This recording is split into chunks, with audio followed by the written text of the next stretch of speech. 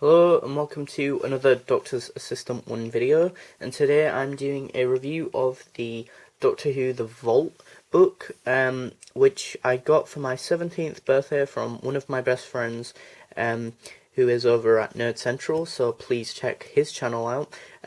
Thank you so much for this present, it was so awesome. Interestingly enough, I was thinking of getting this book because a while back to my nan passing away, she gave us quite a bit of money, like I think it was £35 or something, as something, kind of buy and remember her buy and that. And interestingly enough, this was what I was going to get, which now I'm glad that I didn't, because obviously, as I just said, one of my best friends got me it. So yeah, it is just amazing. I love this front cover. I love the Doctor Who typography there, which is of the sort of William Hartnell styled logo in silver. All this Gallifreyan text, this hardback wooden paneling sort of thing, like it's on the TARDIS. On the spine you got, this, and then Gallifreyan, BBC Books, Gallifreyan, The Vault thing again, massive Gallifreyan circle-y thing, that barcode, BBC, and yeah, just amazing book, seriously. I've not read all of it, I've literally just read a few pages of it. Yeah, BBC Studios, Studio D, which is the original sort of one where I think they had the TARDIS interior even, which is on the first sort of page, I guess. I accidentally ripped one of these pages in alert page, which I didn't mean to, obviously, but yeah, you got the Starwick, you got this awesome picture of Sylvester McCoy's sort of umbrella, all battered and tattered and whatnot. Also, a quick shout out to one of a brilliant YouTuber by the name of Adam, the Geek's Handbag. He's also reviewed this product, the Doctor Who Vault. So yeah, go check his video out. Contents page with a hell of a lot of things. It goes as far as up to but as I say, it has this on the other side, which I did mention. It goes up to the name of the Doctor, I think. Yeah, sort of Series 7 Part B, or Part 2 or whatever, Series 7 Part 2, so 2013. So unfortunately I don't have stuff on Peter Capaldi, but this was obviously published prior to him. So yeah, it does mention a bit about sort of 50th, I think, or sort of celebrating 50th anniversary with the stamps, which I did get, which I didn't get them signed unfortunately, but an Adventure in Time and Space, Name of the Doctor, stuff like that.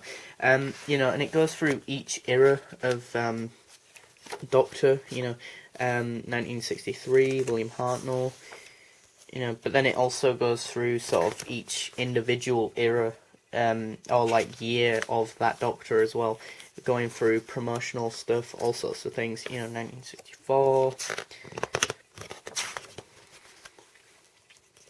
Like, there's even facts that I didn't even know, and I'm kind of obsessed with this show. I'm autistic, so I'm kind of obsessive about the show. And, I found out, let me go quickly grab this thing that I'm on about, but this key was first shown in the Time Warrior, which I did not know. I knew that was the first episode that they mentioned Gallifrey, and I knew that it was obviously the first Sontaran episode, but I didn't know that design of key was first shown in that episode, which is cool. A lot of things about the Daleks, because the whole nation kind of got Dalek fever, as I like to refer to it as. Hence the reason why they made the Peter Cushing films. 1966, Pat Troughton first sort of run at the second Doctor, which he had the most difficult job of doing, which, it's nice to know that the other Doctors appreciate that. Colin Baker's always going on about that, so, which is nice of him. 1967, you've got the, Cybermen, you've got all sorts of stuff.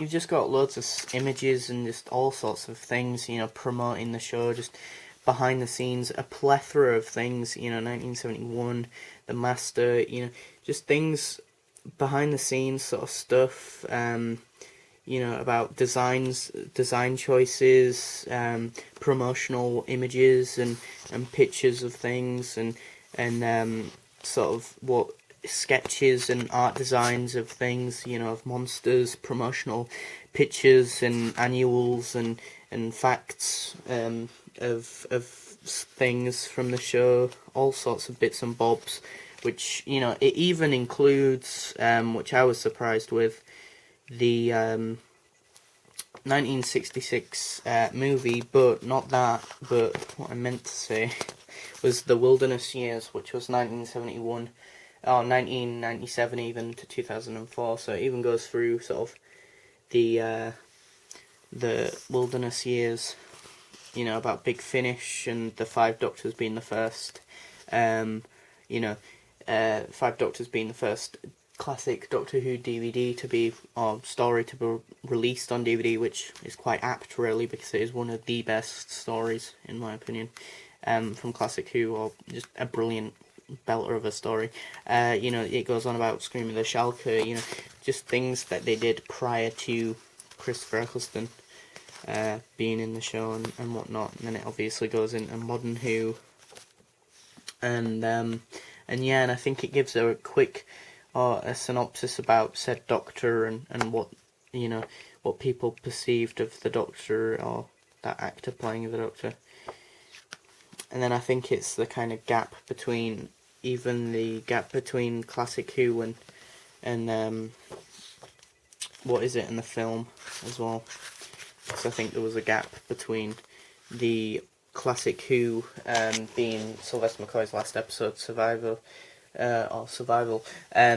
which, I still class the movie as Classic Who, but if you really want to be pedantic, you could argue it's not, so, which some people argue or are really pedantic about it and kind of say, it's separate of Modern Who and Classic Who because it's, it was released a few years after Classic Who had ended on BBC, British TV, but then was picked up by Americans and whatnot. So yeah, I think this is a worthwhile purchase by any means. Look, costume stuff. It's definitely a must-have for any Doctor Who fan. It's just amazing. It goes through pretty much all the existing Doctors except Capaldi, but at the time he wasn't even announced, I don't think, at the time of this release of this book, so you can't really argue about that too much. But yeah, it's a fantastic release by the BBC, and I think it's a must-have for any Doctor Who fan. So yeah, I'd give it a well-earned 10 out of 10 as a product. Thanks for watching, comment, rate and subscribe.